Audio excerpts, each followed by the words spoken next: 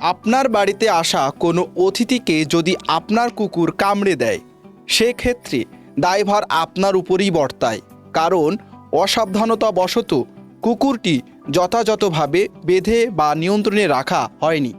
এটাই আইনি ও নৈতিক দায়ের মূল ভিত্তি। একইভাবে কোনো শপিং মলের পিচ্ছিল মেঝেতে পড়ে যদি কোনো ক্রেতার হাত পা ভেঙে যায় বা গুরুতর আঘাতপ্রাপ্ত হন, তাহলে সেই ঘটনার দায় সংশ্লিষ্ট শপিং মলের মালিকের উপরেই বর্তায়। নিরাপদ পরিবেশ নিশ্চিত করতে ব্যর্থ হওয়ায় ক্ষতিগ্রস্ত ক্রেতার চিকিৎসা ব্যয়সহ সংশ্লিষ্ট আর্থিক ক্ষতিপূরণ বহন করতে হয় মালিক পক্ষকে। এ ধরনের অনাকাঙ্ক্ষিত ঘটনা থেকে সৃষ্ট আর্থিক ক্ষতি মোকাবেলায় বর্তমানে জনপ্রিয় হয়ে উঠেছে দায় বীমা।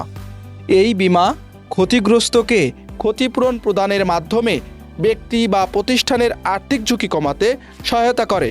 বিভিন্ন ধরনের দায় বীমা রয়েছে, যেমন তৃতীয় পক্ষ দায় বীমা, কর্মচারী নিয়োগকারীর দায় বীমা, উৎপাদনকারীর দায় বীমা, পেশাগত দায় বীমা এবং দূষণ দায় বীমা। প্রতিটি ক্ষেত্রেই নির্দিষ্ট শর্ত ও কভারেজের আওতায় ক্ষতিপূরণ প্রদান করা হয়, যা ব্যক্তি ও প্রতিষ্ঠানকে সম্ভাব্য আইনি ও আর্থিক ঝুঁকি থেকে সুরক্ষা দেয়। বিপ্লব হুসাইন, ইন্স্যুরেন্স নিউজ বিডি।